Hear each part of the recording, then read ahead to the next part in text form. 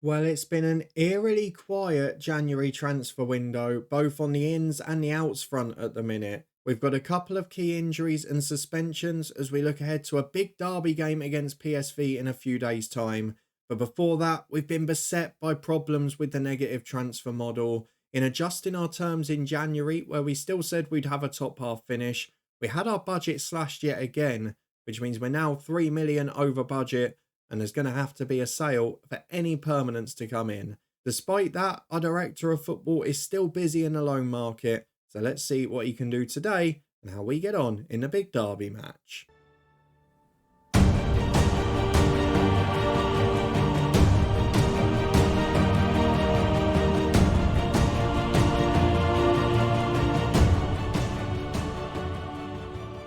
Yes, hello and welcome along to part 10 of the Coach's Head with me, Daniel. In this alternate head coach series, we have no say in transfer staffing and contracts, and we are back today in what is becoming a very frustrating time in the Netherlands with Willem II. The negative transfer model is definitely still broken despite the resolution suggested.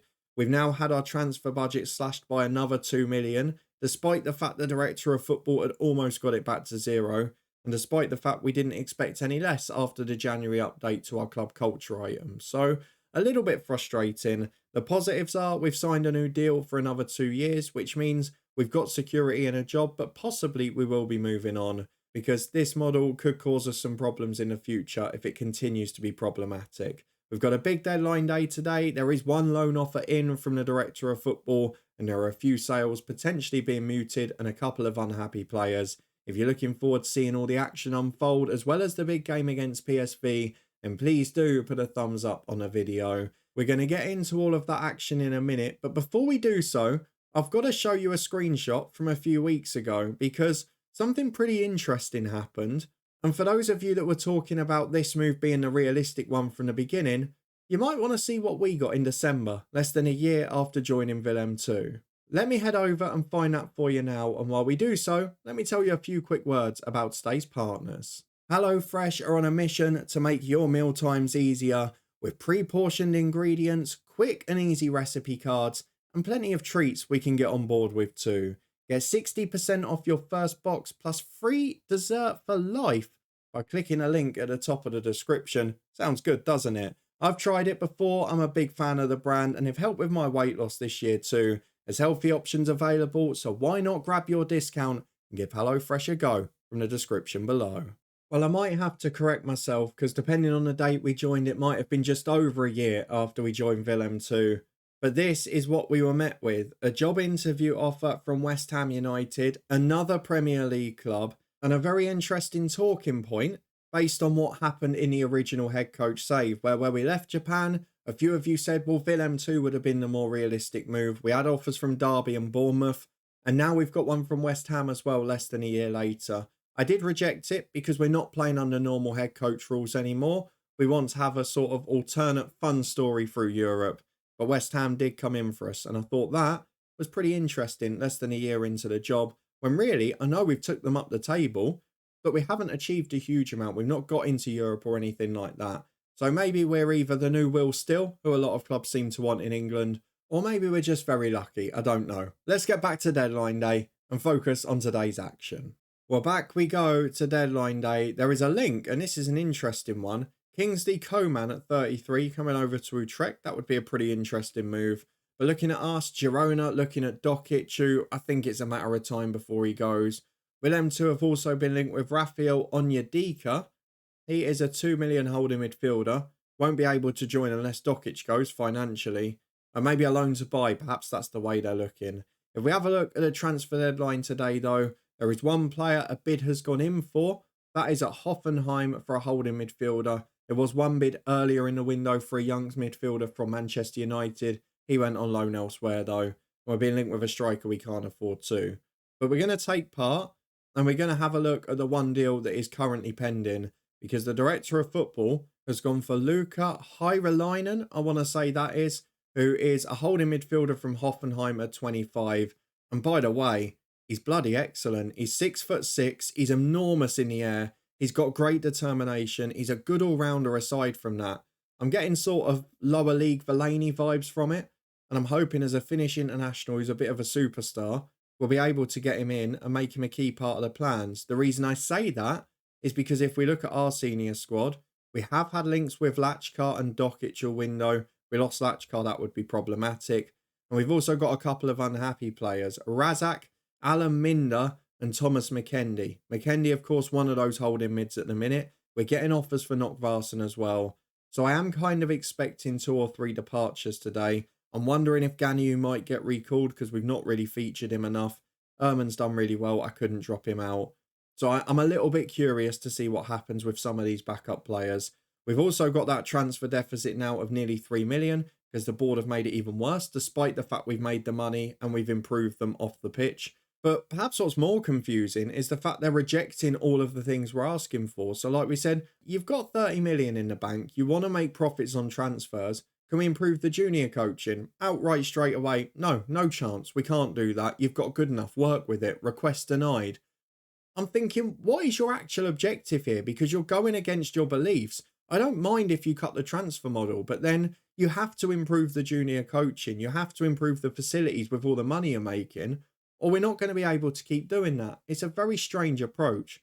Despite all of that, we are in the mix for Europe. Ajax are going to run away with it again. They've picked up after a slow start. And then basically from Utrecht in second to Venlo in sixth is very tight. The top 3 of those will get European football next year. The next 2 go into those dreaded playoffs with probably AZ Alkmaar and Heerenveen. So there's a lot to play for. PSV are having a better season, which makes the game at the weekend important. We've also got Ajax in the Dutch Cup quarters, so our run might be over there.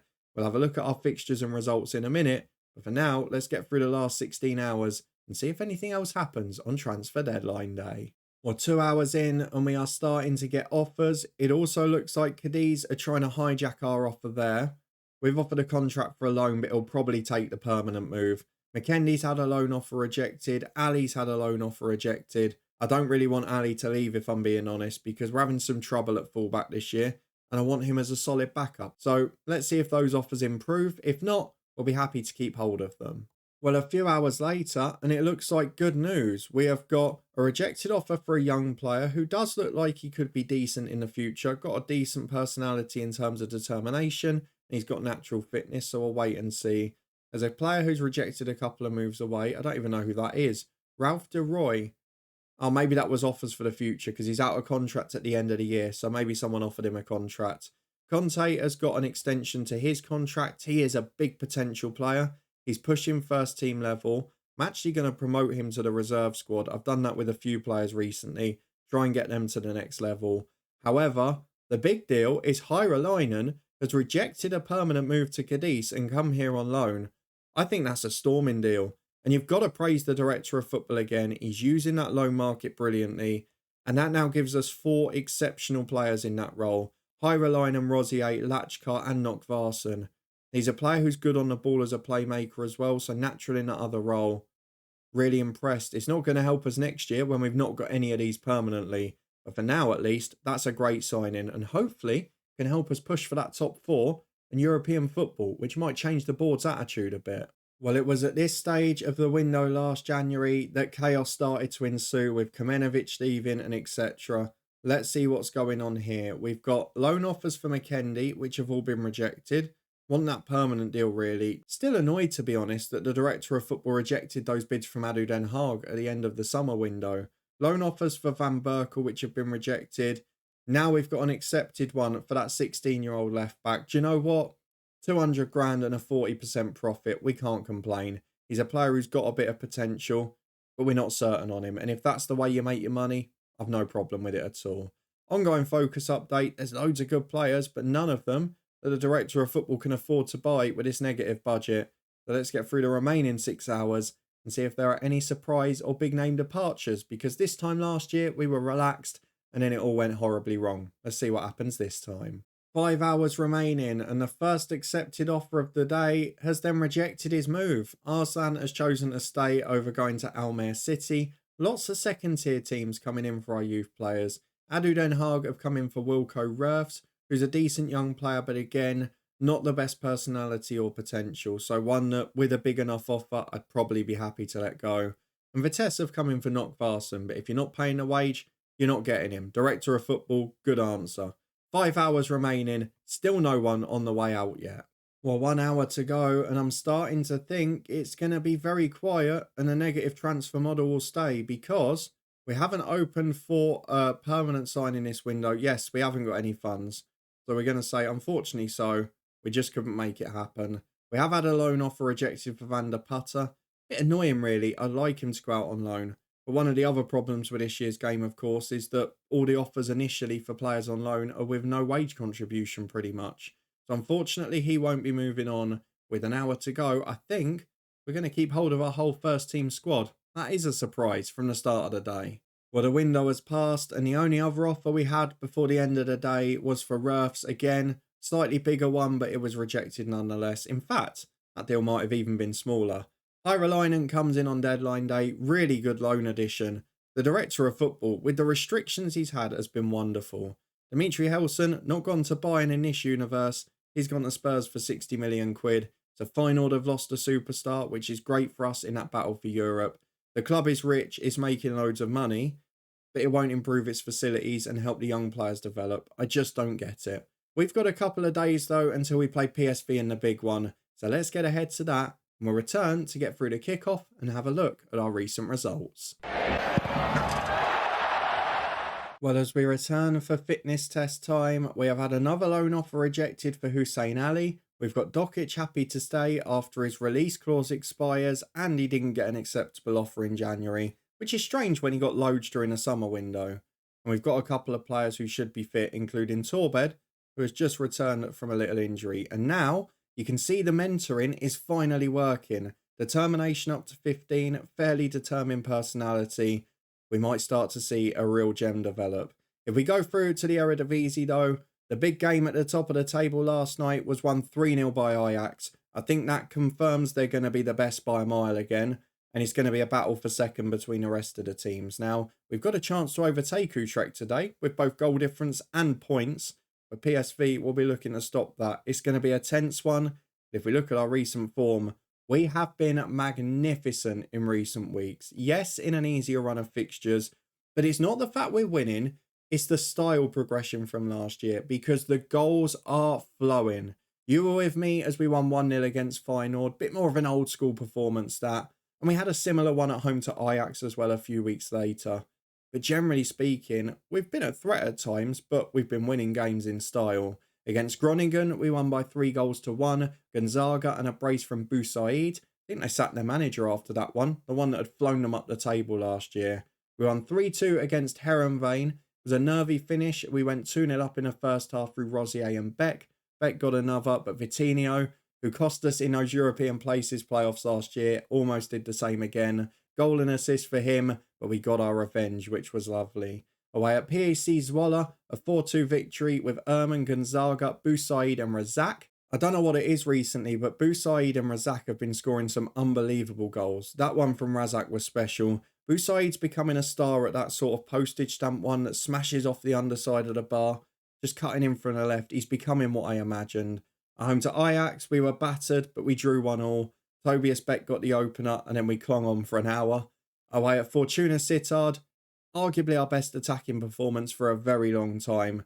We scored goals galore. Beck got 2 of them, and then Gonzaga, Bajrami, Lachka and St. Jago, who is out injured today, all got 1 apiece.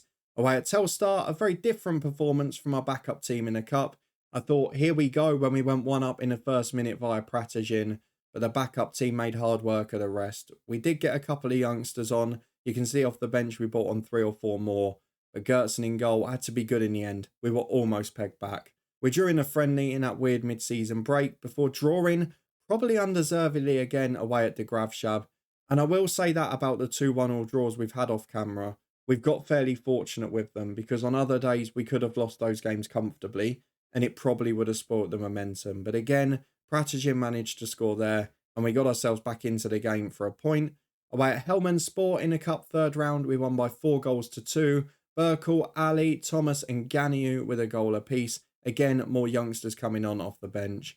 And then a 3-0 win at home to Vitesse last time out. Tobias Beck scoring yet again, becoming the legend he was at Viborg. And Tommy St. Jago added a late third after an own goal in between.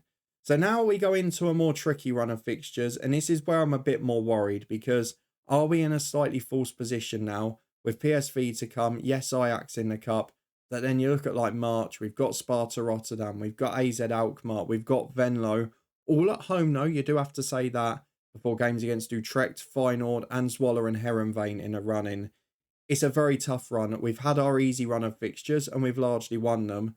But now how do we push on? Let's go and see in the first of those against PSV in the derby. It's going to be a big one as we get the opposition instructions on. If we were a little bit lower in the league, I would have rested people for this and gone for it in the cup. Now I think it has to be vice versa. We are without Rosier, who has picked up a suspension in his last game, but luckily, Hyräläinen has been signed. So we'll bring in Nockvarsson from the start, and then Hyräläinen will take that place on the bench. I think that should be absolutely fine. And we've also got the problem with Santiago at the back. So Douglas Mendes will come in at centre-half. Torbed will come back on the bench after injury. And we've still got a pretty good squad after all of that. Thomas has had a few more injuries. Grerdem struggled a bit as well recently. But we've done okay. I'm going to bring Bajrami back in because Pratigin's had a couple of poorer matches now. And he is just getting on a little bit. He's declining quite quickly, especially on the physical side.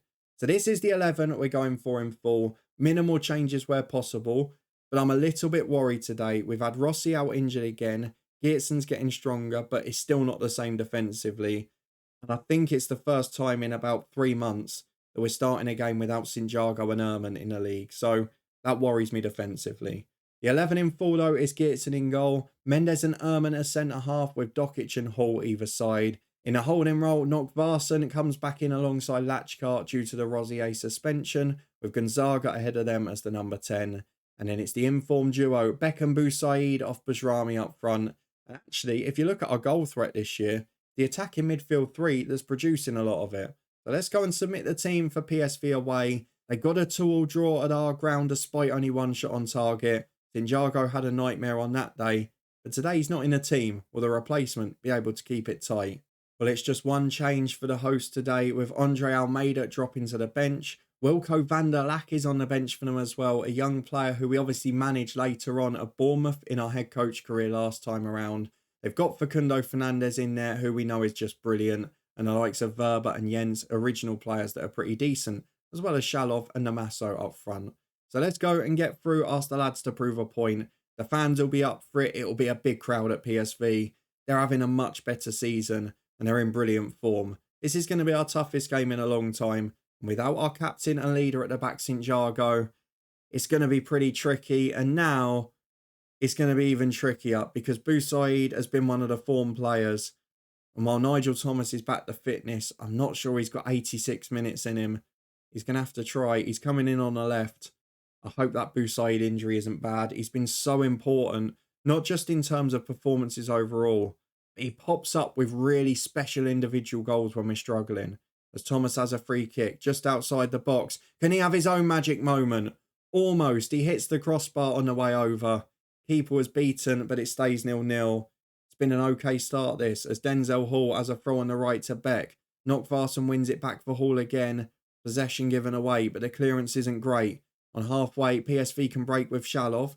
They've somehow come away with the ball here. Facundo Fernandez, though, must be very young in this universe, beaten to it by Denzel Hall.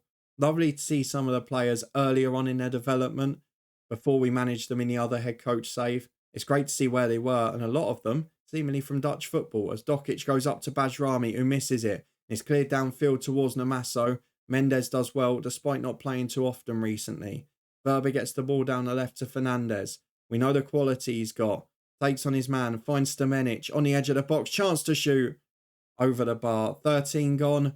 PSV looking a threat on the counter, and we're really struggling after that injury. Let's encourage the boys, see if we get a response. Well, half an hour on the clock, and it looks like our biggest threat remains set pieces. Nigel Thomas, the sub, is over this one. Plays a clever one. Oh, what a move. Save behind for a corner. But Thomas played it to Nockvarsson, who cut him with that run. First time, little back heel. And Denzel Hall, maybe not the man we wanted on the end of it. But a great save by the keeper. The corner's headed away as far as Gonzaga. He's not going to try and do the Boussaid, is he? He's beaten in the challenge. Dokic recycles it. It's been a good first half an hour from us, but at the moment, Neither side has really looked like scoring. A couple of half chances for us, but not enough yet. As Stamenic heads the ball down, Bajrami does well. He goes out to Dokic at left back. Again, morale's definitely a problem for these lads. There's a bit of brittleness in there if we do concede. It's why we've had times where we've let in 2 in a row. But going forward, we've been such a threat, as we are again with Tobias Beck. Cutting in from the right. His cross is blocked to Hall. Here's Beck again. No, back to Gonzaga. Oh, big miss. Really big miss that. Was wonderful football. I was already half celebrating. But yet again, we're playing one of the top sides in the division. And we look the better side at the minute. You've got to give the director of football credit. To say that, Denzel Hall gives it away. Douglas Mendes, though, into the team and does well. The players he's brought in have really contributed to this squad, as Hall breaks away down the right. He's got support inside. Gonzaga's one of them. There's a player he signed who goes for goal again. Bit optimistic, that one. It's over the bar. But a good first half performance from Willem II.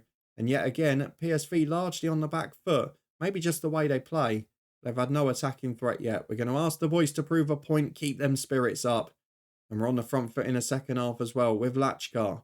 Finds Dokic and now Nokvarson. Forward to Gonzaga, who's finding plenty of space. Tobias Beck cut in from the right. Good ball to Bajrami. Good effort to flex off the post. It's the woodwork for the 3rd time today. We're really unfortunate here. Ehrman wins it back, clears it for a throw. But another great chance at the start of the second half. The expected goals is over 1 now. It says woodwork 1, but we hit it from a free kick. We hit it there. Does it not count because it was a deflection and it was off target before? I don't know. Facundo Fernandez up at the back post. Denzel Hall does well. And Verber's going to break forward. I'm starting to get vibes. Oh, he's not given a penalty. Oh, he's not. Even the commentary says it looks harsh. Now, we had this last episode, didn't we? And it went against us. It then got flipped to no penalty. Let's hope the same happens here because it looked a good challenge. The commentary suggested it was. I'm getting vibes from that Utrecht game where we were so brilliant for a large part and then it got turned around. No penalty. Good decision. Wouldn't have been deserved. 55 gone, it's 0-0. We deserve to be better, but we're still in the game, and that's the main thing. Zetterstrom has got a free kick for PSV just outside his own box. Headed away as far as Nigel Thomas. Nokvarson starts again with Dokic on the left. He goes back to his goalkeeper. No rush to get it forward here. We're taking our time. We're controlling the game. Dokic, though, has made an awful mistake. Gives it away. And our fullbacks, maybe my one complaint, they're not the best in possession, despite being brilliant overall. Zetterstrom will go forward again. It's over the top. Douglas Mendes does well. How well has he done coming in today? Lachkar to Gonzaga. Wide to Hall. What about that flying tackle, referee? Hall gets down the right. He beats his man. Not as his best game, but he gets a good ball in for Bajrami. And we're ahead in the derby with a really well-worked goal. Douglas Mendes started it winning the header. And Bajrami puts it in at the other end. Two are the director of football signings, and they've both delivered on the big stage. As Denzel Hall has got a throw at right back. Finds Douglas Mendes. Don't make a mistake after I've praised you. Lachkar finds Ehrman. We've worked that out really well. But then we give it away. Nigel Thomas doesn't address the ball. He's looking knackered already. And they go for the shot just wide. Oh, he's given another penalty. I nearly swore there. He got the shot away. There wasn't even a debate about it. There wasn't even an argument. There weren't players running towards the ref. We're checking with VAR again. He's not going to say no penalty twice, is he? Surely not. We're going to have to think about taking Thomas off again in a minute. No penalty again. Wasn't a foul. This referee is desperate to cost us the game. VAR has stopped him from doing so twice. But we're going to have to be very careful because he is willing to give anything against us. We're going to make a few subs here, including a debut for Hyra. Lachkar is the man to come off there. We're going to take off Nigel Thomas. I know he just came on after 5 minutes, but I wouldn't have played him more than an hour. He's going to be replaced by Burkle on the left. I'm going to go a little bit more cautious. He'll just be a winger on support. And then I'm going to take off Gonzaga for Grerdem, who's returning to fitness. 4 changes now made overall because of that injury to Boussaid. And we've got one remaining in case of another. As Ehrman plays down the left towards Van Berkel. Player who's been here his whole career, came through the academy. He knows what it means to play in these big matches. As Zetterstrom gets it at the back, finds Jens. Plays out towards Ali on the right. In theory, Van Berkel should be supporting there, but he doesn't. And the switch of play finds Facundo Fernandez. Now Stammerik into the box. It's over from Larson. I'm at a little bit of a do I, don't I now. With Denzel Hall, do I drop him to a defensive duty? Because defensively, we do need that extra bit of protection. And he is knackered now as well, so I'm going to do it. Wing back on defend for you. And then what do we do in midfield? We've got Nokvarsen knackered. We've got Beck struggling. But I'd say we're out of brilliant subs now. The only other thing I can do maybe is Batshrami off for Pratigin. We get a penalty. We've got a reliable taker on. I don't know. I might even leave it a few more minutes just so the risk of playing with 10 goes. I mean, PSV haven't offered a lot in this game, but it only takes 1 minute, doesn't it? Dokic is struggling now as well. So I think what we're going to do is we're going to put Van Berkel to left back. Dokic will come off and he will be replaced on the left-hand side. Might even go for someone a bit different, but I think for now, we're going to go for Razak. He's on a support duty there, which he's fine with. And we'll get to the last couple of minutes. Then if we need to, we'll time waste our way to another special 1-0 win against one of the big boys. It's another opportunity for Tobias Beck. To be honest, it's quite interesting this, isn't it? Let's see the free kick out first, but I've got a point to make, which is quite intriguing. Let's have a look at Beck's free kick here. He's taking his time, which is important, and he curls it just wide. But when we went to Bournemouth from Japanese football, we created a side that were just special at winning 1-0 in the big games. And we seem to have found it, even in this alternate universe, that my path in terms of results is the same. I'm going to drop Nokvarsen to that support duty. I'm actually going to drop Grerdem in central midfield. We'll just put him as a sort of advanced playmaker, maybe even a centre mid on support. Beck and Razak can both drop in as well. Let's make this a proper defensive tactic. Winger on support for Razak. Beck will be a maybe wide playmaker on support. And then we'll get the time wasting on. We'll drop that tempo.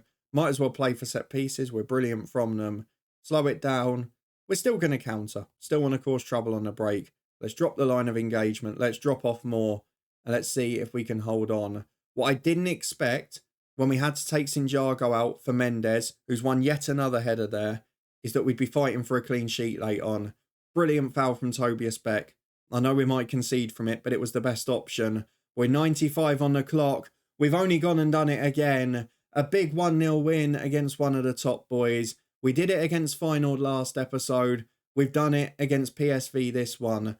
4 points out of the 2 derby matches. We're up to second in the league. Yes, Feyenoord have still got to play, but they've just lost their best winger. We might be able to get into Europe automatically. It's going to be tense. It's going to be tight.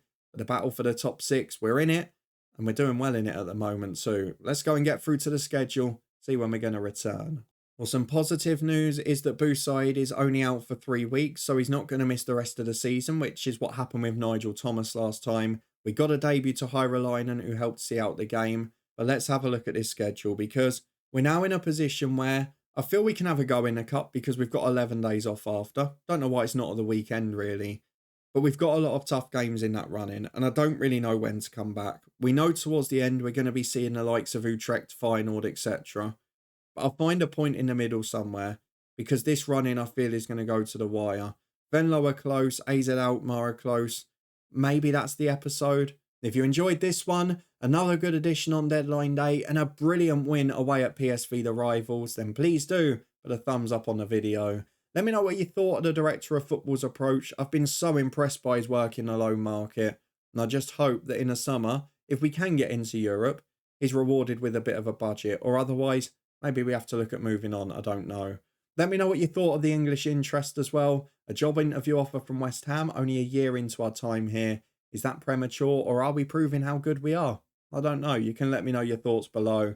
If you want to stay up to date and make sure you don't miss the rest of the season, subscribe and turn that notification bell on. We'll be back on Monday in this one, but between now and then, more big action from Southend United tomorrow. There's also links in the eye above to the Twitch channel and the football podcast. Loads of action on both of those, from Championship Manager specials to Euro 2024 watch-alongs.